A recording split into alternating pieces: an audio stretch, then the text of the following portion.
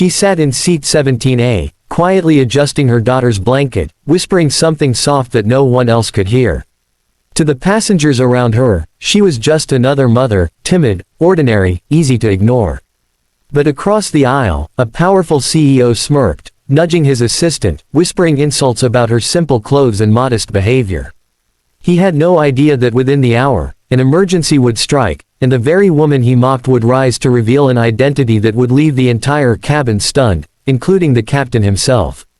Stay with this story, because what happened on that flight will remind you never to underestimate the quiet souls who walk among us. Airplane Chapter 1, The Mockery in the Sky.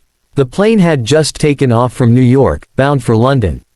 The cabin buzzed with chatter, keyboards clicking, and the clinking of glasses. Richard Hale, a well-known CEO, leaned back in his first-class seat. Dressed in a sharp suit, expensive cufflinks glinting, he exuded confidence and power. Across the aisle, Amira, a soft-spoken woman in her late 30s, sat with her 10-year-old daughter Layla. She wore a plain cardigan, her hair neatly tied back, no makeup, no jewelry except a simple band on her finger. To Richard, she looked like someone who didn't belong in first class. He chuckled, leaning toward his assistant. Can you believe they let anyone in here these days? Look at her, probably saved for years just to buy this seat. Doesn't even know which fork to use. His words weren't whispered quietly enough. Amira heard. She lowered her gaze, choosing silence over confrontation.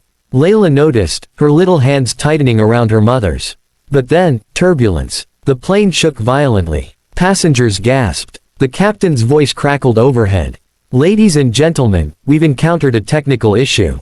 Please remain calm and seated. We may need to make an emergency landing. Panic spread like wildfire. A man collapsed 2 rows back, clutching his chest. A flight attendant shouted for medical help. Richard froze, his arrogance evaporating into fear. No one moved. No one spoke. And then, Amira stood. Calm, steady, purposeful. She pushed past the murmurs and knelt beside the man. Her hands worked quickly, checking his pulse, giving instructions to the crew. Passengers stared in shock. Richard whispered, almost choking. Wait, she knows what she's doing. For the next 30 minutes, Amira coordinated with the flight attendants, stabilizing the man until they could land safely. She moved with quiet authority, her voice firm but gentle. Layla watched her mother, eyes wide with awe. When the plane touched down at a nearby airport, the man was alive, because of her. And just when the applause for her bravery died down, the captain stepped out of the cockpit, approached Amira, and saluted her with deep respect. Ladies and gentlemen, he announced, allow me to introduce Drive. Amira Khan, world-renowned surgeon and humanitarian, chairwoman of the Global Medical Relief Organization. Without her, we could have lost a life today. The cabin erupted in gasps. Richard's face drained of color.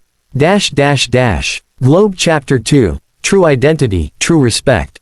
As passengers disembarked, whispers followed Amira like a trail. Some approached to thank her. Others simply watched, their judgments replaced with admiration. Richard, however, stood frozen. His assistant nudged him, but shame rooted him to the spot. Finally, he walked toward her, his usual confident stride replaced by something more hesitant. Dr. Khan, I owe you an apology, he stammered. I misjudged you. I mocked you. And yet, you saved a life today. I feel like a fool. Amira looked at him kindly, but firmly. Mr. Hale, we all carry assumptions. But remember this, status, wealth, appearances, none of it matters when lives are at stake. True worth is measured in compassion and action. Her words pierced him deeper than any insult could have. He nodded, humbled. Later, as they waited for connecting flights, Layla tugged her mother's hand. Mama, why didn't you tell people who you are? Amira smiled softly. Because, my love, it doesn't matter what the world thinks of us. What matters is what we do when it counts. Richard overheard. For the first time in years, he felt small, not in a humiliating way, but in a way that shook him awake. He realized his empire, his billions, his arrogance, none of it compared to the quiet dignity of a woman who didn't need to prove herself. By the time the story hit the headlines, CEO mocks mother on flight, captain reveals she's a world-renowned surgeon, Richard had already made a decision. He would partner with Amira's organization, funding missions that brought medical relief to war-torn and disaster-struck regions. Months later, he stood on stage beside her at a global summit, not as the arrogant CEO who once laughed at her, but as a man transformed by humility. And as Amira spoke to the audience, her words echoed through every heart present. Never underestimate the quiet ones.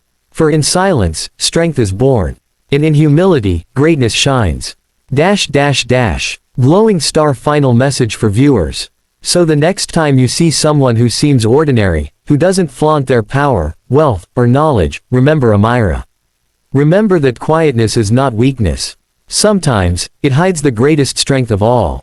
Because true identity isn't written on business cards or stitched into designer suits, it's revealed in the moments when the world needs us most.